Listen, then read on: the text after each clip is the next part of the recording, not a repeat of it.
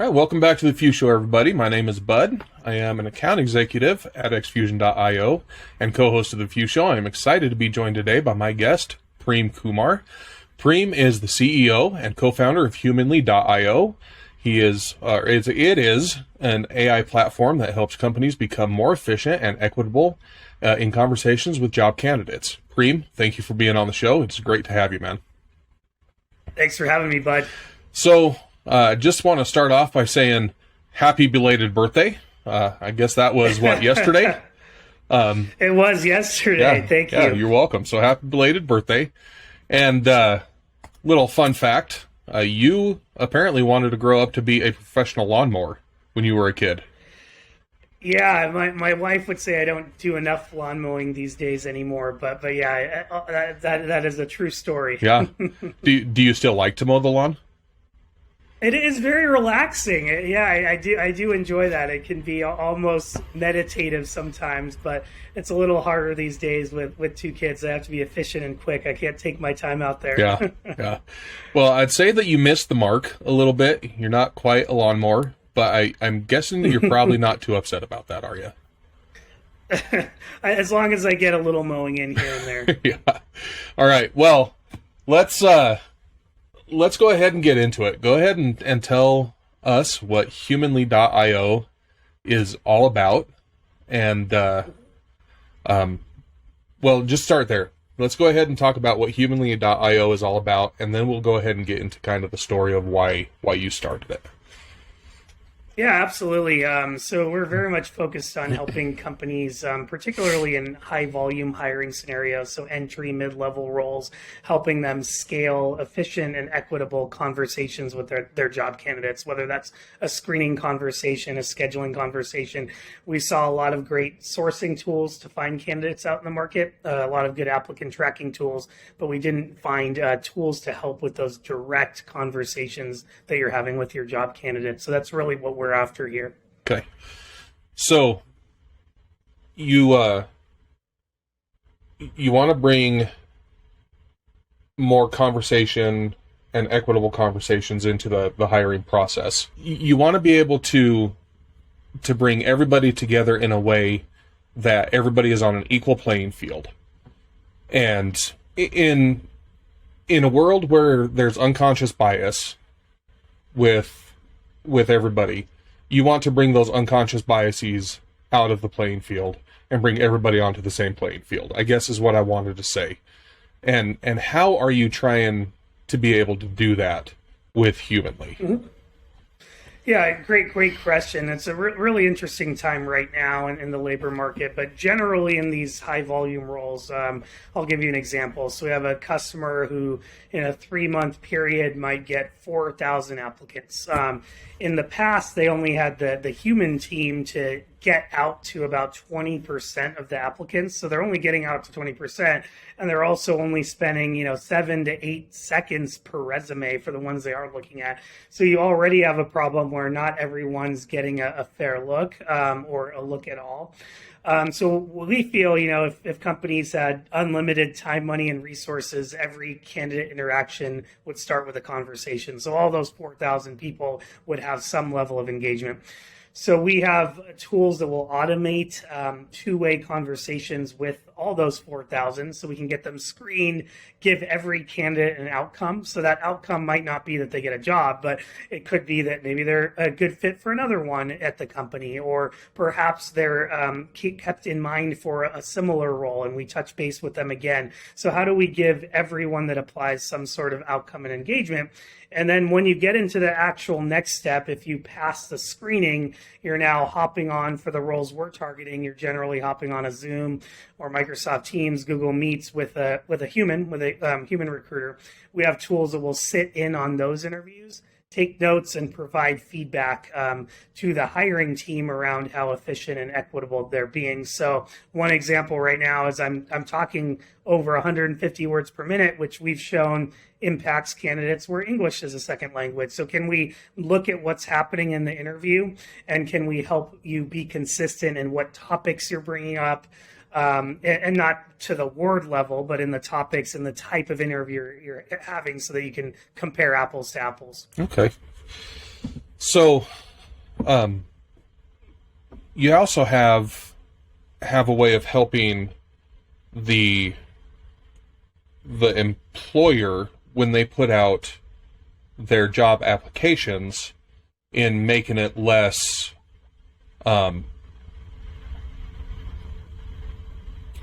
less wordsy, I guess, or ways of making it less biased in the way that they put out their applications or their job descriptions. Is that correct? Do you help them in making it less biased when they're putting it out, so it doesn't have as much sexism or racial overtones in their job descriptions? Did I read that correctly in what I've read?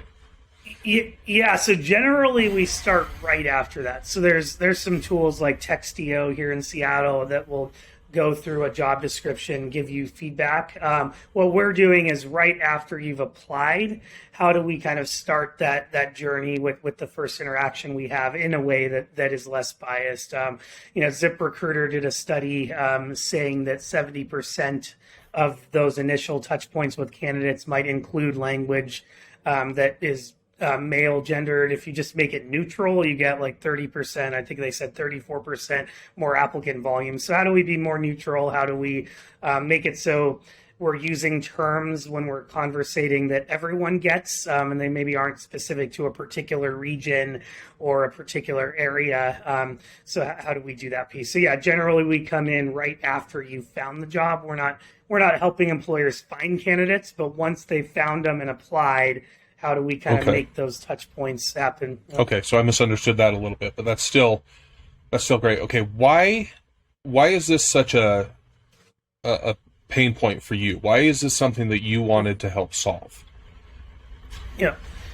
So I'll start with, I think there's a couple pieces. There's the efficiency piece, and then there's the equity and fairness piece. So starting with the efficiency piece, when I graduated from college here in Seattle at the University of Washington, and I was applying to a lot of jobs, right? And most of them I never heard back from. I spent a lot of time on my resume, my cover letter. I never heard back, and it was just kind of the way it was. But it was still frustrating. Sure. We put so much time into this, and we just never heard anything back.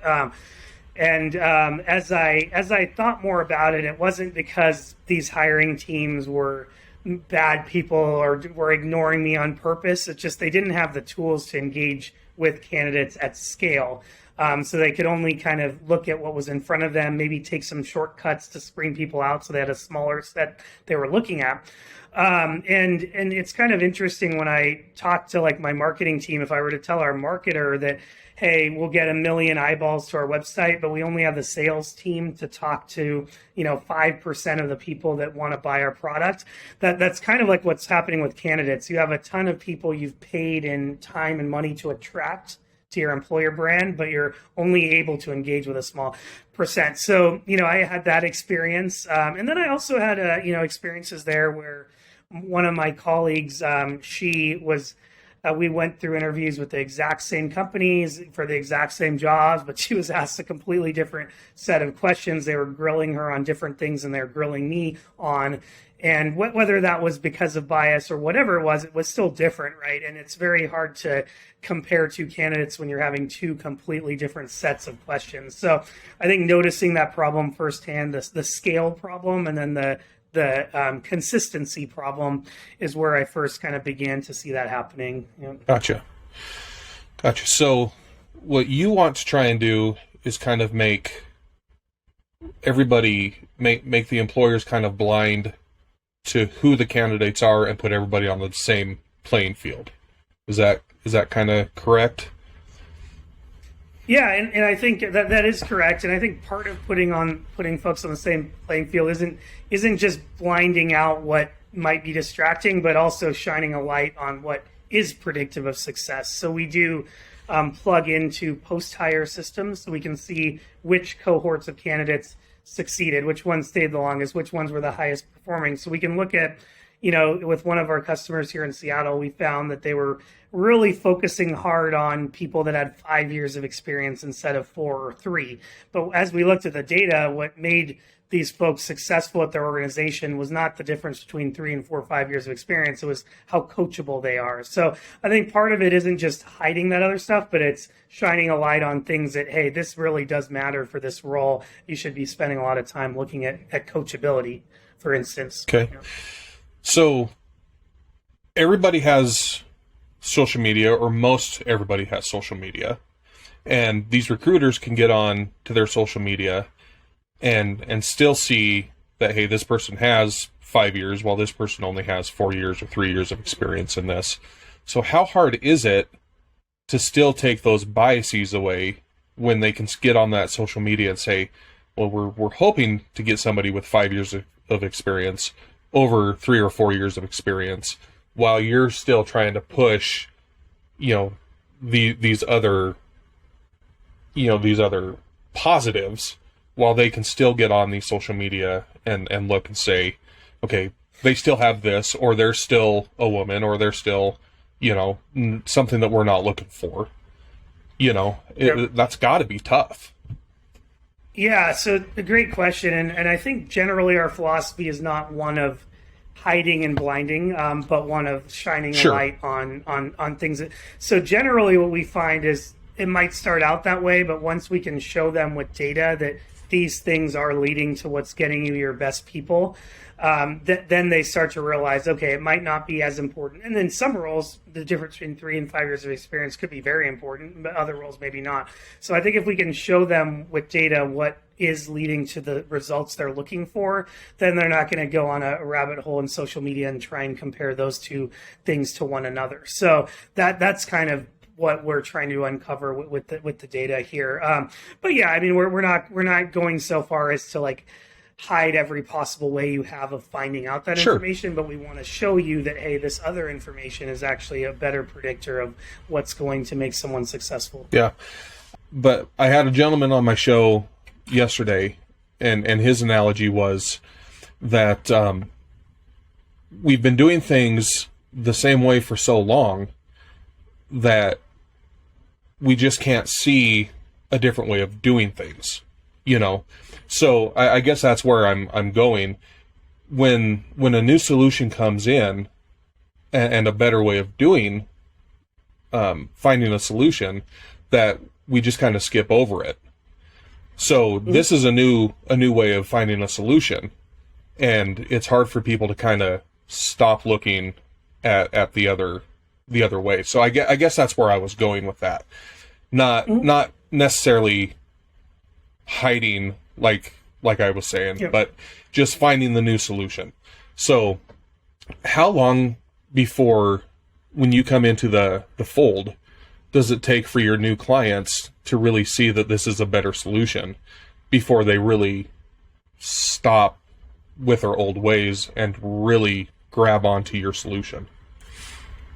Yeah, it's a great question, Bud. And I think one part of this is there are parts of this that we can control to not make it feel like it's not a different process per se. We're not giving you one thing that's very important to us is integrating with your existing tools, so you're not signing into something new and changing up everything about your process. And I know I get what you're saying there, where there still are activities such as looking up social media that might be part of their process. But the first step is not make it a complete change in process. So we plug into your existing applicant tracking systems. We're syncing the data there. You're not signing into a whole different tool. That's step one. So making it a little less intimidating there. Another is through, the more companies we work with, we're starting to get a lot of benchmark data. So we're working with several top accounting firms now. And when we went to the first one, it was new. But now we can say, hey, here's some anonymized benchmark data for what's working for these other companies that are just like you, fighting for the same candidates as you. So that's one way of getting in. I think another thing that's helped us a lot is the candidate experience side. So we have candidates rate their experience with our tools, and they'll generally put I think the average score is 4.8 out of 5. And people resonate if they see that, hey, maybe this is a little different, but hey, my candidates are going to like it. And I've seen other companies like mine having success.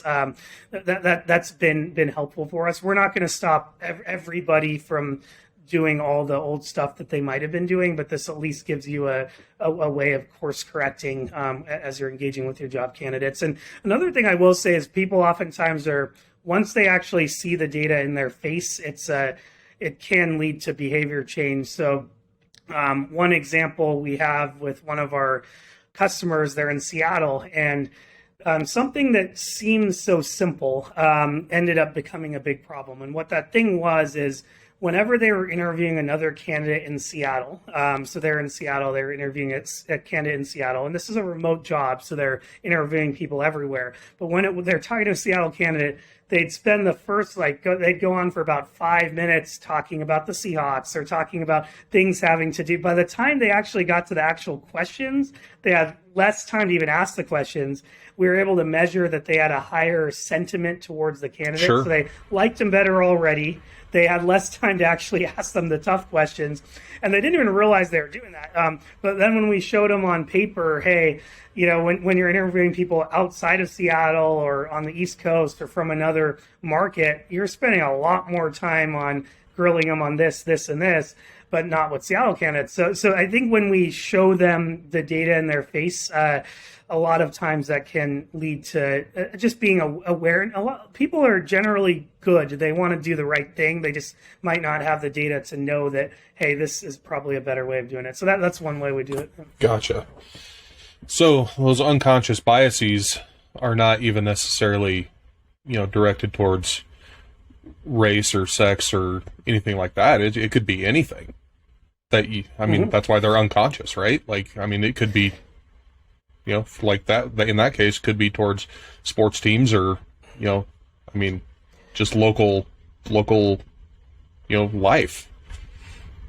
Yeah, for certainly, the term, we work with a linguistics PhD, and she uses the term proximity bias. People that if you feel similar to someone for whatever reason, maybe you both like the color blue, or maybe you both are from the same origin or something like that, it can lead to bias. And we are seeing real world examples of, if you're able to control this could lead to not just comparing apples to apples, but higher candidate sentiment, higher offer acceptance rate, particularly, and this is a quick example, but with B2C companies, treating candidates right affects bottom line, where your candidates are oftentimes your best customers as well. So, at Disney, for example, the average job candidate that applies for a job at Disney spends 8 times as much money at Disney. They love Disney. So you want to treat these folks that are coming in and applying in a fair way, and that could be more than just a future employee. Yeah. So you started Humanlyio, if I'm seeing this right, in July of 2019. Is that correct? Mm-hmm. Okay, so that was shortly before the pandemic hit. I'm guessing that a lot of these interviews were done in person.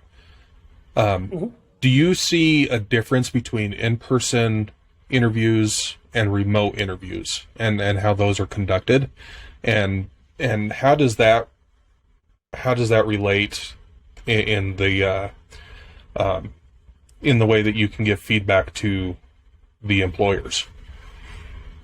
Yeah, really good question. And for most of the roles that we're targeting, the first step will most likely continue to be remote. And in some cases it was before, but absolutely things have changed, right? So, one of the things in the research we've done, and even when I was back at Microsoft, some of the research we did is around, candidate performance in interviews. And one of the things that prevented people from shining in an interview, even though they could be a great employee, was nerves, was being stressed out.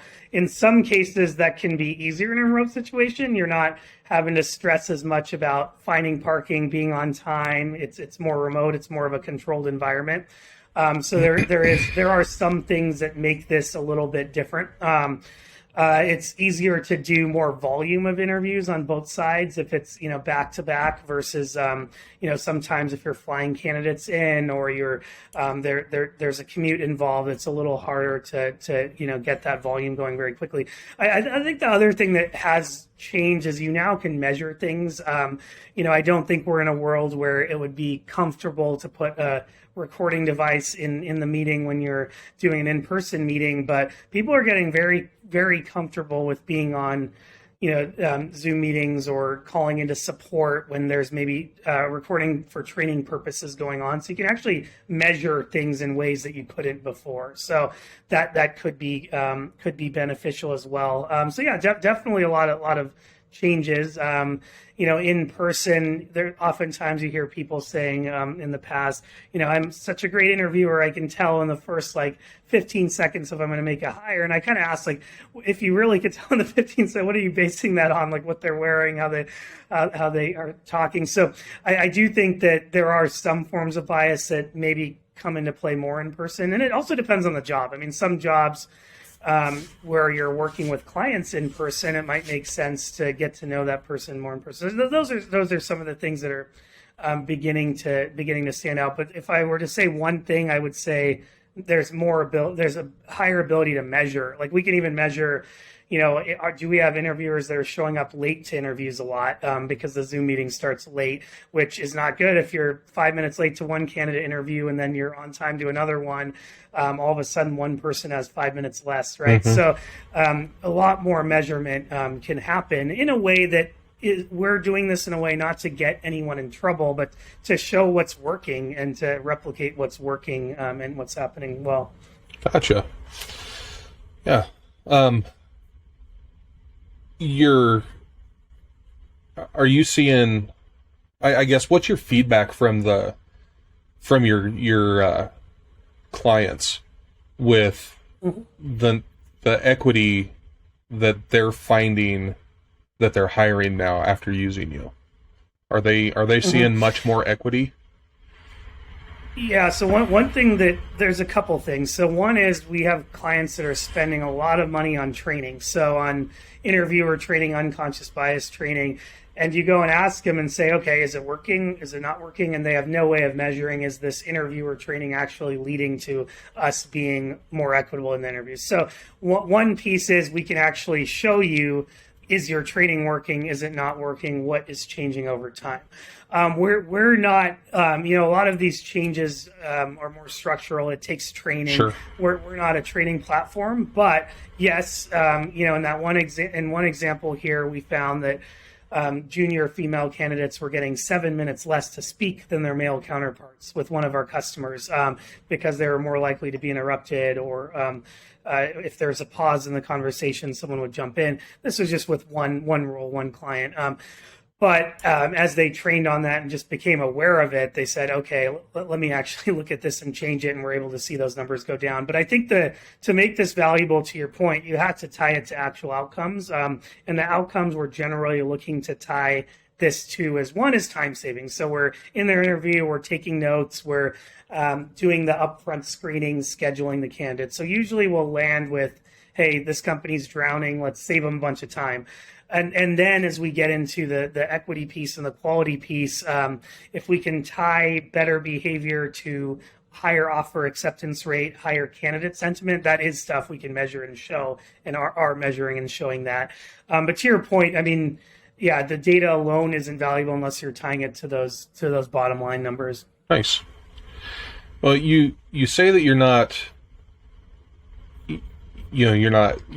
teaching, but you do have some pretty good blog posts that do help with that. I did read some of those, and those are pretty good. So, I mean, there is that piece on your website that can help some of these mm-hmm. companies with that. So, I mean, there's food for thought there.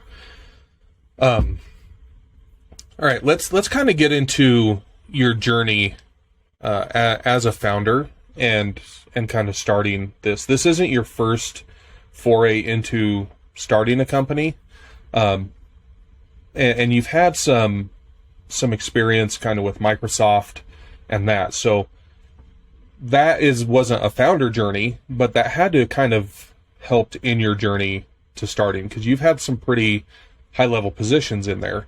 So let's kind of go into that. As a founder starting, you're a family man, you're a founder. Let's just kind of go into that and how tough that journey is. And just let's talk about why you decided you wanted to become a founder, and let's just go into why you decided you wanted to become a founder, and how hard that is as a father and a husband. Yeah, no, it's a really good question.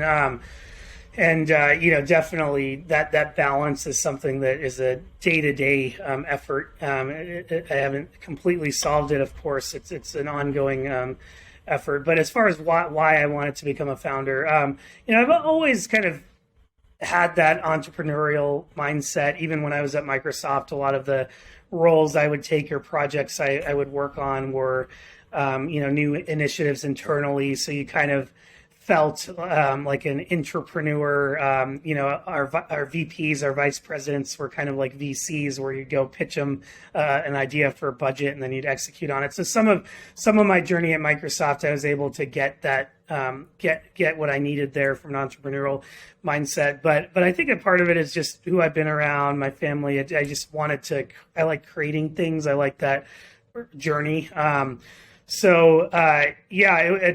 hard part was taking that initial step, especially having a family. So when I was at Microsoft, I knew that I couldn't just leave and start my own thing from scratch. I needed salary, I needed benefits, and I also needed to learn a lot more. I was at a very large company, and not everything is translates to that. So I went to a startup first, one that had a leader, many leaders who I respected that I could learn from. Honestly, one of the biggest challenges for me is just like figuring out the logistics, like how are benefits going to work? What happens if, are my kids going to be covered? Just all that sort of thing. Sure. Getting over that hump. And I kind of asked myself, a lot of times when I make big decisions like that, I try not to ask myself, would I regret doing this? But I also ask, what would I regret not doing this? And I think, maybe I'd regret going off, but I could always come back. But one thing, if I spent my whole career at one company, then that's fine. My dad had a great 30-year career at Boeing, but with my personality, I thought I would regret not trying something else. So went out and did that. So after my son was born, went to Microsoft, and it was kind of ironic, but they had some amazing paternity leave benefits that increased after I left. So I didn't quite get to use those, but yeah, it ended up working out. And I also thought about, my family, to be a good dad, doing something that I'm proud of, and that, not that I wasn't proud before, but following my dream, my passion was something I wanted my kids to see me doing. And whether I succeeded at it or not, the effort and the trying to achieve that was something I wanted to set an example around. Last thing I'll say is one mistake I made, and I spent a lot of time talking to other founders. One of my good friends in Seattle here, I spent some time with him. He has a family as well. He's a founder. I wasn't intentional enough in setting those expectations. A big part is, spending time and really figuring out what this is really going to be like. And I kind of just went into it. But I think, I should have sat down and really had those conversations with my wife, with my family, instead of doing it after the fact, and really spent more time talking to people to see this is what it's going to be like, and this is what it isn't going to be like. It's certainly been an ongoing thing, and but I do think what really has helped me is being in a position where I'm doing something I love, and it doesn't have each his own. But to me, it was founding a startup, and I'm excited to have my family along with me and supporting me on the journey. Yeah, no, that's awesome. It's a great thing to have them behind you, even if you maybe didn't do it how you wanted to. Talking to them first, but it's great to have them behind you. That's awesome. Now with this, you have a couple co-founders with you. You have Brian and Andrew. Mm-hmm. How did you hook up with them? And what exactly are your roles together? Mm-hmm. Yeah, and this actually ties in nicely to the last question. So I met Andrew at TINYpulse. So TINYpulse is where I went to after I left Microsoft. So I was there for about 2.5 years. We had a company party, and he was there with his kid. His son was about the same age as my son, so we kind of hit it off. And as I thought about starting a company with the family, one thing that was very important to me is, I don't want to be working these insane hours and not have time for my family, not be able to have dinner with my family, things like that. So by working with a co-founder that was in my similar situation, we felt, hey, it made a lot of sense to maybe if we just had two of us, we would both own more of the company, but it made sense to have three of us because we wanted to be, if I'm needing to take my son to school one morning or needing to go to soccer practice, I want someone that can jump in, right? So Andrew and I have played very nicely in that. So we kind of set this up where, maybe there might have been a higher upside financial outcome if we didn't have three co-founders, but it worked out with our situations. So I met him there, and he's at TINYpulse. I was running our product and design teams. So product management, that's what I did at Microsoft as well. Andrew was on the sales side. I knew how important it was to not just have a great product, but to be able to sell it to the right folks and get it out to market. So it was a natural fit. Of course, we need someone to build the product. So that Brian, I went to the University of Washington with him, one of the best engineers I had met at that time. So I reached back out to him, pitching him all these different ideas, and we landed on one and decided to go out and do it. So Brian's on the engineering. He's our CTO. Nice.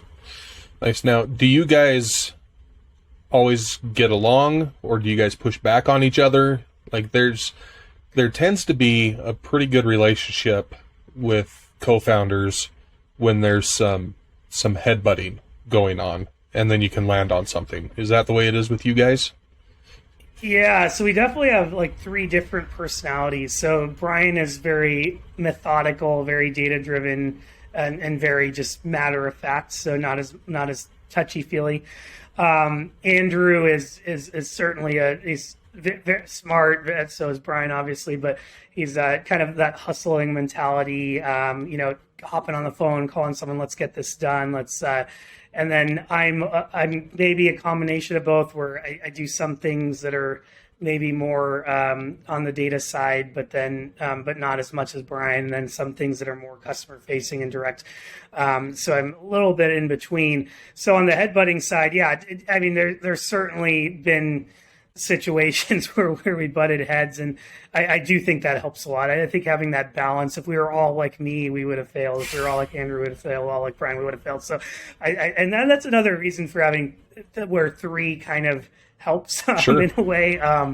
My wife has two sisters, and it's kind of a similar dynamic sometimes by having an uneven amount of folks. It helps balancing opinions out and coming to terms. So yeah, definitely a lot of heated text message conversations or verbal conversations. One thing we're very good about is we never let that get out in front of a customer or in front of an investor, or maybe on podcasts I can talk about it, but we don't let it get out in front of external folks. So we have the mutual respect for one another not to do that. So yeah, that's great. I think it's important. Just like you said, if everybody was, if all three of them were like you, then you all agree on everything, and then the whole boat probably will sink. Because you have to have differing opinions at times, because everybody sees things differently, and eventually somebody else is going to be right. Mm-hmm. So that's good, and that's what I've seen kind of over and over doing this podcast is you have to have different types of co-founders to make it work. If you're going to have a co-founder, the solopreneurs, man, they're just a different breed. just altogether. It's something else when you have a solopreneur. Yeah, that would be tough. That would be tough. Definitely different. But yeah, I totally agree with what you're saying. It doesn't matter who's right as long as we both arrive at what's right for the customer and for everyone else. So you said something else that I kind of want to dig into there. When we were talking about having just two, and then you said we could both own a little bit more of the company. Having said that, you guys now have got a seed round. Were you ever thinking of bootstrapping this thing, or were you always gonna go the VC way? Yeah, great question. So I'm definitely generally, if I'm mentoring or advising people, I encourage, like, if you can bootstrap as long as you can. That oftentimes you'll learn a lot. You won't sell much of the company. So if you do it that route, that's a great way to go. In our way of doing it, primarily because of the financial circumstances we're in, by having families and other folks to support, I knew that we probably would need investment money. I didn't have a ton of money saved up to go forever on. So we decided that, hey, that made sense. And we also felt like the nature of our business and our idea, we did feel there's a potential, and we'll see what happens over these next several years, but we feel that with the right investors and with the right financial backing, moving quick, getting to market and scaling quickly was very important to us. And that might have been a little harder if we were bootstrapping. So maybe the nature of our business and our product and where we wanted to be, as well as our own individual circumstances, did make having a financial investment. And the way we did that, so I actually, so you mentioned, July 2019 is when we left. So we had some money there. We went through an accelerator, Y Combinator. That part of the accelerator was some investment money. So before we kind of left our day jobs, we made sure we had lined things up, and we were lucky to have very supportive managers. The CEO at my previous company was very supportive in helping me, and in return, I helped make my transition at my last company happen in a good way. So nice. So, having said that, now you have investors. You kind of have a plan that you have to give to your investors about what the future is going to look like.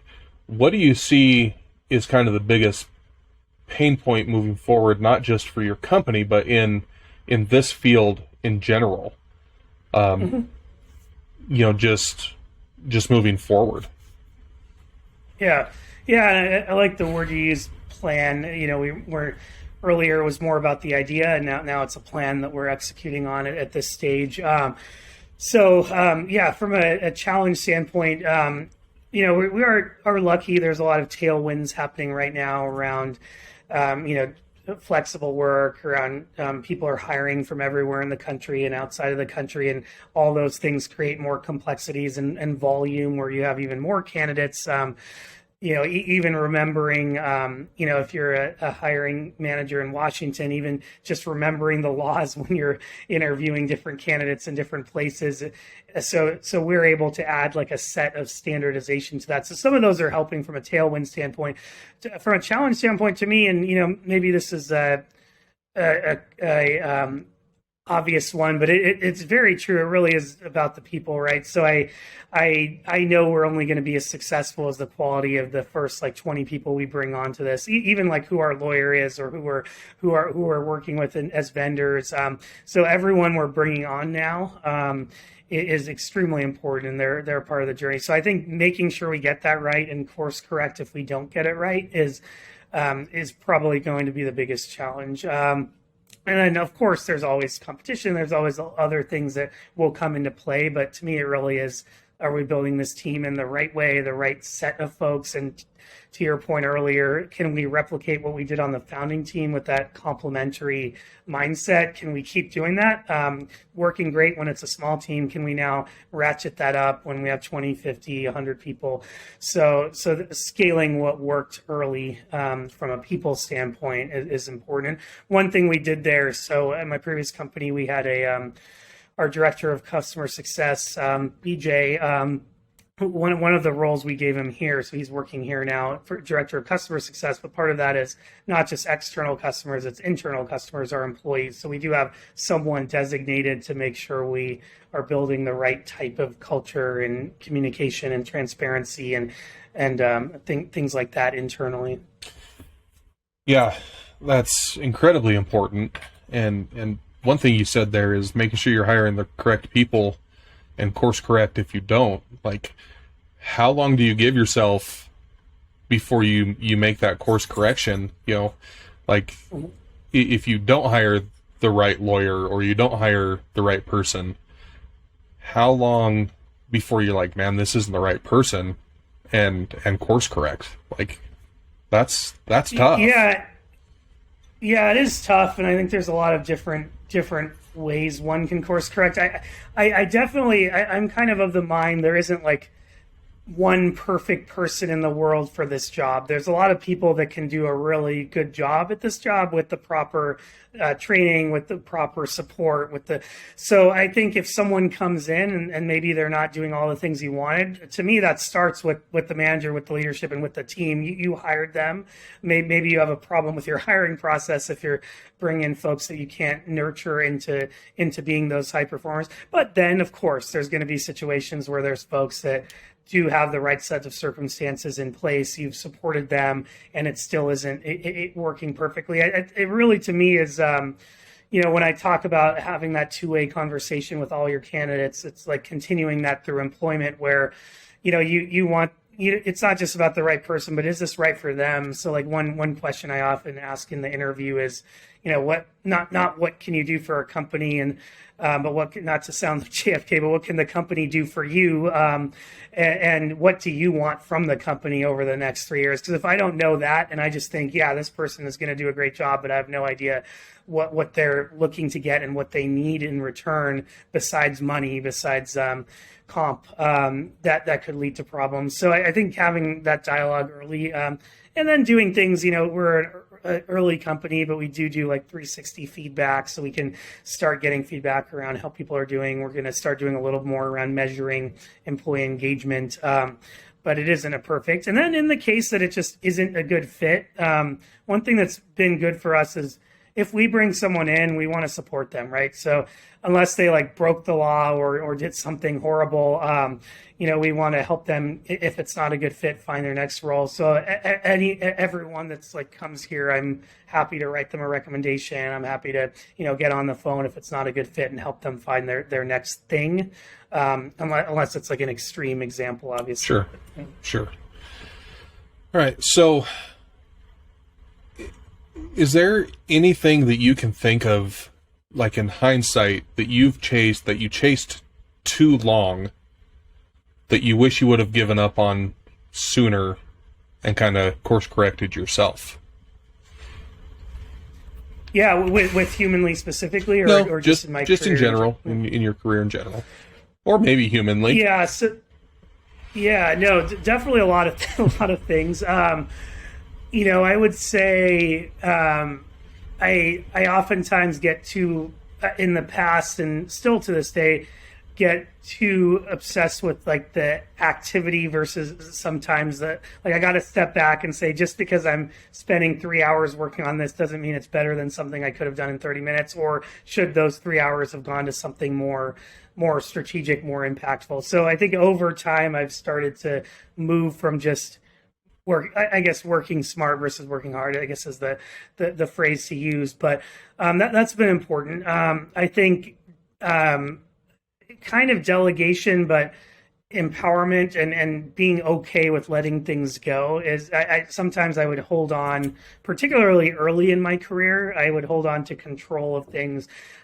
too much. Like, I wanted to be involved with everything. But as I grew in my career, I realized to scale this, it's much more effective if I'm able to, teach someone how to fish. So I think that's one thing that's been a big, and then I think the other piece that is teaching someone how to teach someone else how to fish. I think that's now where we're needing to move now. Like, can I create other people that are willing to let go and empower, and that to me is kind of where we're at now and where we're going to need to be. Gotcha. No, that's a good answer. So you're leading this company. You've led another company. So what in your mind makes for a good leader? Mm-hmm.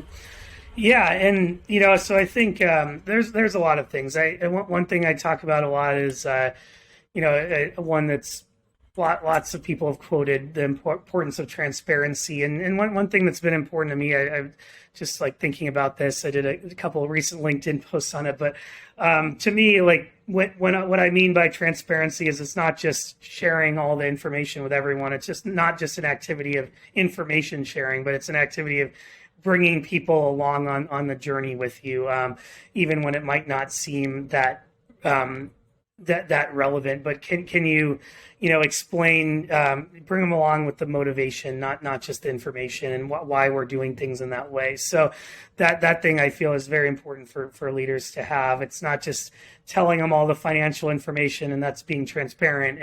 It's explaining why we're doing things how we are, and it does take more time. Being more intentional about that, and making it a habit of transparency, I think is very important. So, and it's one way of empowering. So that's one thing that has been very important to me. I think not giving up on folks is also very important. I think if you hire someone and maybe they have a bad day or maybe they make a mistake, I think working with them on getting to a resolution, it's just so easy to be, I've seen a lot of leaders be dismissive and then, maybe they hold a grudge against that person or think they're not effective. That should not be the case. And if it is the case, it's probably on the leader's fault. They either didn't do a great job hiring or training, or they're not leading their management team.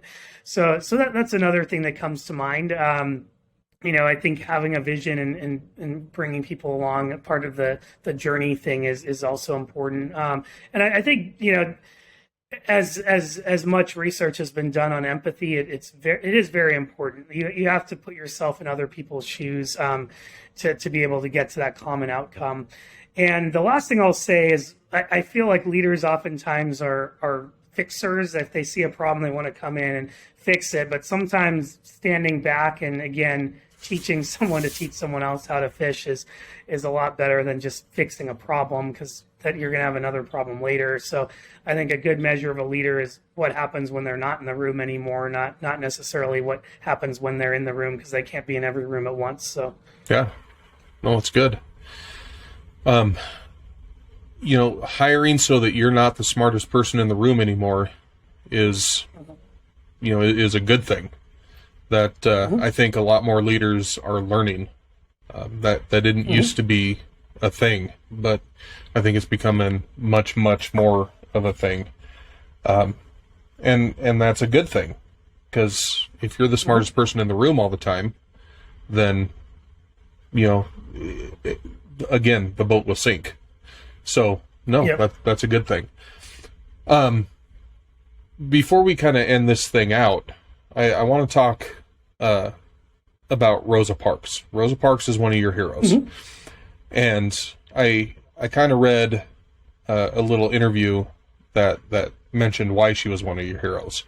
Let's talk about that a little bit, and why Rosa Parks is one of your heroes, because I really liked your answer there. Yeah, no. So, I mean, one of the things, so my mom passed away when I was 24 of colon cancer, and my mom was certainly a big hero for me. And she was a big fan of Rosa Parks. She was a fan of a lot of female leaders. My mom was, she grew up in India and came to the States here and got married to my dad. And a big part of her journey was looking up to leaders that had bridged gaps for folks that were different, whether it's from a gender standpoint or another standpoint. But so I've always kind of, at times she would like read me a little story about Rosa Parks, but I over time, and I don't know if I went in the last one in this much detail, but I ran into a situation when I was in college, and it was somewhat of a racial incident, but maybe just a drunk incident where these folks that were intoxicated beat me up, and I had to go into the hospital. And I realized, like, standing up for what you believe in, but doing it non-violently and violence can mean a lot of things. Obviously, physical violence, but even doing it without being rude to someone or yelling at someone, doing it in a way that shows compassion, and that when I look at there's the picture of Rosa Parks in the bus, and that made me feel, creating change through nonviolent action, whatever that change might be, is something that I really resonate with, and that's why I eventually got a tattoo of Rosa Parks on my shoulder as well, in honor of my mom and in honor of making change in nonviolent manners. Yeah. No, you didn't go into quite that much detail, but and that's fine, but the outcome is the same. Like, the nonviolent, you can fight nonviolently and make change with the nonviolent actions. Yep. I like that. And the further we get along in years, the less that name comes up. So that just kind of stuck out to me. Yep. So, we're forgetting our past more and more the further we move along, and that's kind of sad to me. So, all right, we'll close this thing out with the last two questions I ask everybody that comes on this show, and I think you've kind of answered this one some throughout the show, but I'll ask you just straightforward. What advice would you give to founders or soon-to-be founders that are going to watch this program? Yeah, well, one is just get started. Like, that was the hardest part of my journey as a founder, to just make the jump. And it doesn't mean you have to, like, quit your job tomorrow and start a company, but take the first step. Maybe start getting coffee with people that could be potential customers and learning about their problems and pain points, or read a book about founding a company. So I think taking step one is the hardest.